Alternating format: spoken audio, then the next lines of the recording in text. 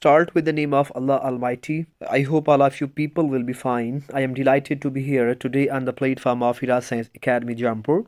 Dear students, first of all, I would like to introduce myself. This is Ansar Abbas Jafri. Today I am here for the discussion of first year English paper. Dear students, there are two major parts of your paper. The one part is objective paper and the second part is subjective paper. Okay, apart from this, the objective section is further divided into three sections. The one section is synonym section, and the second section is circle the right option, and the third section is circle the correct form of verb and fill up the bubbles.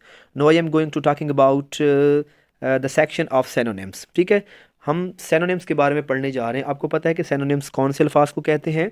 ये मैं अपनी पिछली video में बता चुका हूँ आपको. ऐसे अल्फाज जिनकी प्रोनाउंसिएशन, जिनको पढ़ने का अंदाज डिफरेंट हो लेकिन उनका मीनिंग क्या हो एक जैसा, उनको हम क्या कहते हैं? सिनोनिम्स कहते हैं. ओके, दूसरी ट्रिक मैंने आपको बताई थी कि सेंटेंस के अंदर सिनोनिम जिस कैटेगरी का दिया गया हो तो आपने ऑप्शन के अंदर उसी कैटेगरी का सिनोनिम क्या करना है? सिलेक्ट करना होता है. अब पहला हमारा क्वेश्चन है, Jess father would do it if he had to crawl. Crawl का मतलब होता है रेंगना, ठीक है, घुटनों के बल चलना.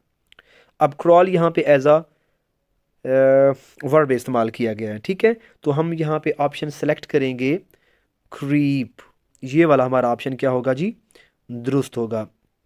ओके, बी ऑप्शन हमारा दुरुस्त है. जेस वॉज होल्डिंग अ लिटिल सॉपलिंग. सॉपलिंग का मतलब होता है छोटा पौधा, ठीक है, जिसके तने क्या हों? छोटे छोटे से हों, उसको हम सॉपलिंग कहते हैं. आप उसको, अब इसका सिनोनिम्स क्या होगा जी? Young tree. ओके, अब सॉपलिंग यहाँ पे क्या इस्तेमाल किया गया है जी? नाउन इस्तेमाल किया गया है. ओके, हमारे पास है जी question number 3. He saw dark stalwart plants. Stalwart का मतलब होता है ताकतवर, तनावर. अब स्टॉलवर्ट यहाँ पे एडजेक्टिव इस्तेमाल किया गया है, तो यहाँ पे सी ऑप्शन आपका क्या होगा? दुरुस्त होगा. Just lost his flow in a fro. Fro का मतलब होता है बेटा खाने को भी कहते हैं, घर को भी कहते हैं, लकीर को भी कहते हैं और सयाड़ को भी कहते हैं, जिसको आप, मैं अगर यहाँ पे सराकी का इस्तेमाल करूँ, जिसको आप कस्सी कहते हैं, ठीक है. एक मखसूस किस्म का खाना या एक मखसूस किस्म की लकीर जिससे हम किसी चीज़ का किसी ऐसे समझ लें कि सरफेस का हम इहाता बनाते हैं, तो उसको हम फ्रो कहते हैं, ठीक है. अब फ्रो यहाँ पे एज अ नाउन इस्तेमाल किया गया है. इसका जो राइट ऑप्शन है बेटा वो होगा आपका ग्रूव होगा. Just lost his flow in a fro. B option यहाँ आपका दुरुस्त है. Father said curtly I cleared this land. Curtly, curtly अब यहाँ पे आपका एडवर्ब इस्तेमाल किया गया है, ठीक है जी.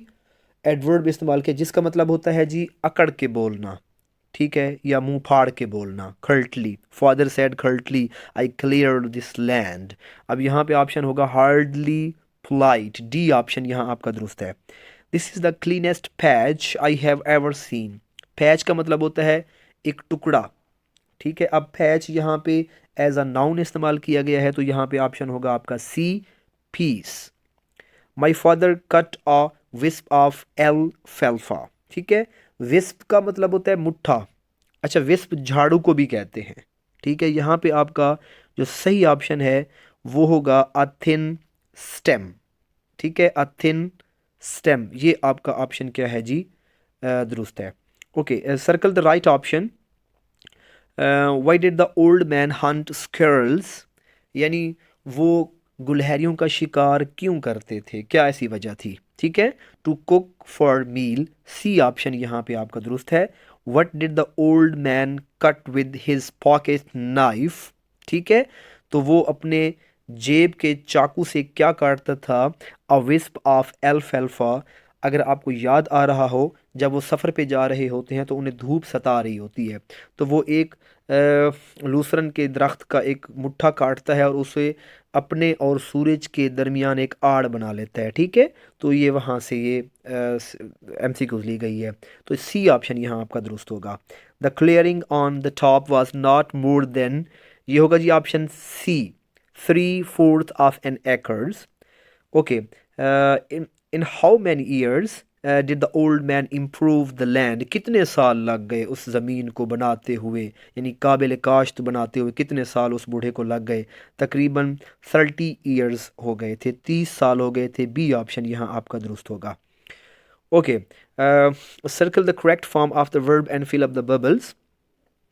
अब यहाँ पे आपने करेक्ट फॉर्म लगानी है, ठीक है। जो करेक्ट फॉर्म होगी वो हम यहाँ पे लगाएंगे।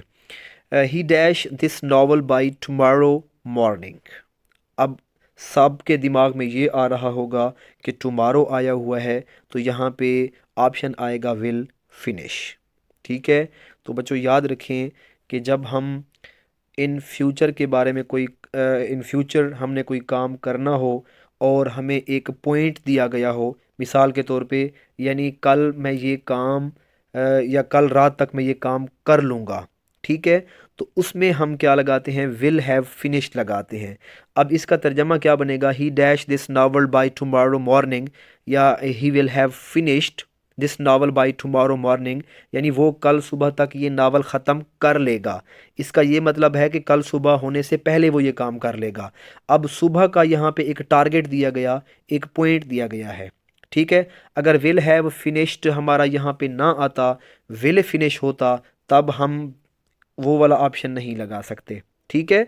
तो बाय टुमारो मॉर्निंग आया हुआ है, इसका ये मतलब है कि सुबह होने से पहले वो नावल को ख़त्म कर लेगा, यानी वो नावल पढ़ लेगा। या हम यूं भी कह सकते हैं कि कल जो है ना सुबह होने से पहले हम ये शहर छोड़ के जा चुके होंगे, ठीक है।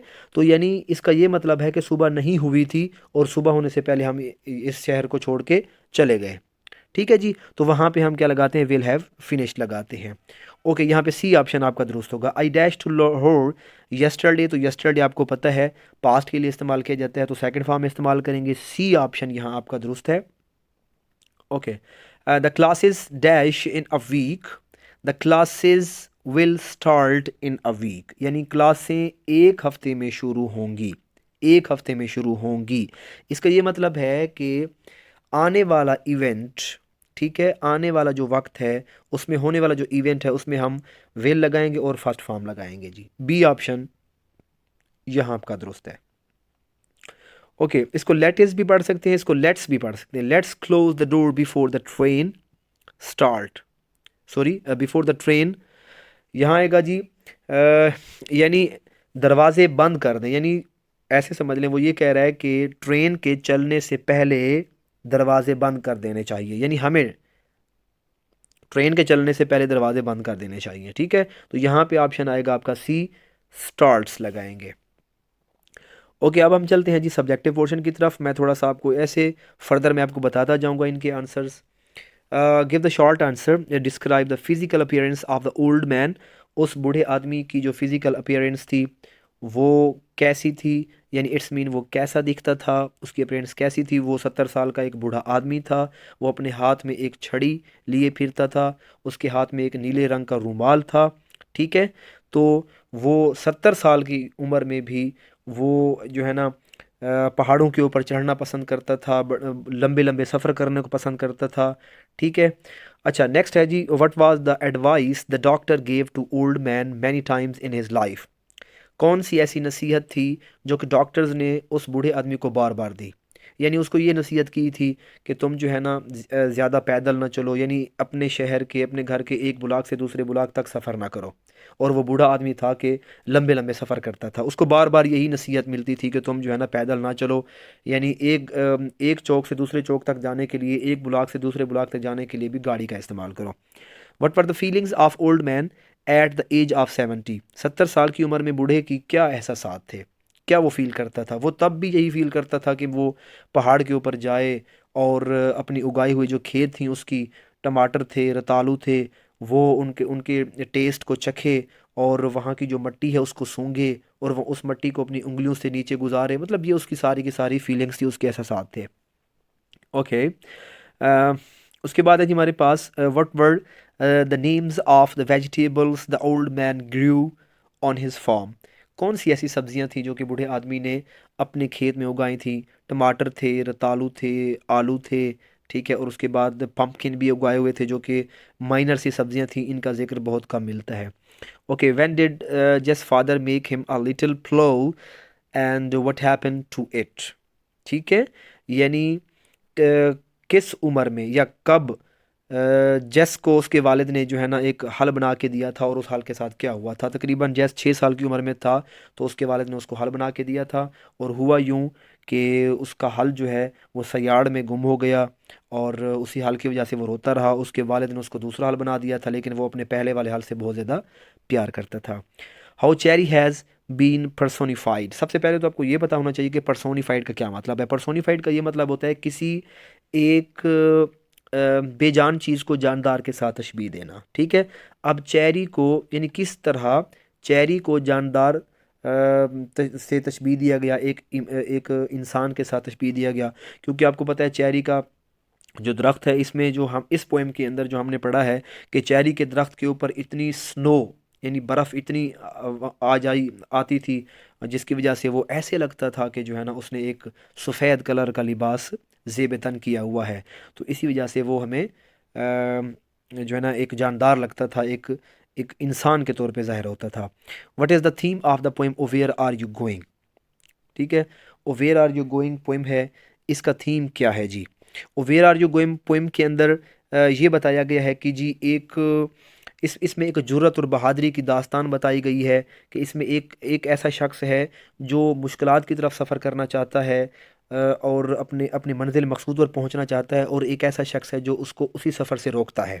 लेकिन उसके बावजूद भी हुआ यूं कि जो सफ़र करना चाहता है वो अपने सफ़र की तरफ रवां दवा होता है, और ऐसा शख्स जो उसको रोकना चाहता है वो नाकाम हो जाता है। यानी ऐसे समझ लें कि ये एक जुर्रत, हिम्मत और बहादुरी की एक दास्तान है। How does the reader frighten the rider in the poem O where are you going. ठीक है, ये घुड़सवार और कारी की कहानी है।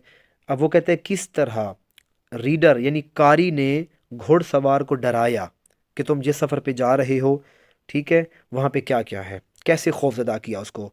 अब कारी ने उसको मुख्तलिफ़ किस्म के दलाइल दिए कि तुम जिस सफ़र पे जा रहे हो उसमें उसमें काफ़ी सारी बीमारियां हैं, उसमें खाने पीने की चीज़ों की कमी है, उसमें भूत प्रेत हैं, उसमें गहरी खाइयां हैं, उसमें बहुत सारे बहादुर लोग गए और वापस नहीं आए, वहाँ लाशों के ढेर पड़े हुए हैं, गलाजत के ढेर पड़े हुए हैं। मतलब उसने हर मुमकिन कोशिश की कि उसको वो काम करने से रोके, मगर जो राइडर था वो हिम्मत और बहादुरी रखता था, और वो अपने सफ़र पर चला गया। ओके जी, write a story with the moral a rolling stone gather no moss. ये आपने स्टोरी लिखनी है, 10 नंबर की ये स्टोरी है, इसी मॉरल के ऊपर आपने स्टोरी लिखनी है। Write a letter to your friend to attend your sister's marriage ceremony. अपने दोस्त को एक ख़त लिखें जिसमें उसकी सिस्टर की जो मैरिज सेरेमनी है, शादी की सेरेमनी है, उसमें वो शिरकत करें। Okay, write an application to the principal for issuance character certificate. अपने प्रिंसिपल साहब को एक एप्लीकेशन लिखें अपना करेक्टर सर्टिफिकेट इशू कराने के लिए। Explain the following lines with reference to the context. Application write और लेटर और ये जो explain the following lines with reference to the context, इसका जो स्ट्रक्चर था वो मैं आपको पिछली वीडियो में बता चुका हूँ, आपने एज इट वैसे ही इसको करना है। उसके बाद ये punctuate the following extract from book 1, इसको आपने पंक्चुएट करना है। पंक्चुएशन मार्क्स आपको पढ़ाए गए हैं कि कहाँ पे कैपिटलाइजेशन लगानी है, कहाँ पे आपने कामा लगाना है, कहाँ पे सेमीकोलन लगाना है। दिस दैट इज़ दीज जितनी भी सारी चीज़ें आपको पढ़ाई गई हैं, आपने उन सब को देखना है और यहाँ पे इम्प्लीमेंट कर देना है। Use the following pairs of words in sentence of your own. आपने ये पेयर ऑफ वर्ड्स देखने हैं और इनके आपने अपनी तरफ से सेंटेंस बनाए, आपकी मर्ज़ी। बुक वाले जो लिखे हैं उनको फॉलो करें, आपकी मर्ज़ी। ठीक है जी। अच्छा, इनको पेयर ऑफ वर्ड्स को कन्फ्यूजन वर्ड्स भी कहते हैं। ठीक है, क्योंकि ये आपको कंफ्यूज करते हैं, क्योंकि इनकी प्रोनाउंसिएशन मिलती जुलती होती है तो बच्चे ज़्यादा कंफ्यूज होते हैं। Okay, translate into Urdu. अब ये पैराग्राफ दिया गया, आपने इसको उर्दू के अंदर ट्रांसलेट करना है। ये था हमारा जो है ना सेकंड टेस्ट का पेपर था।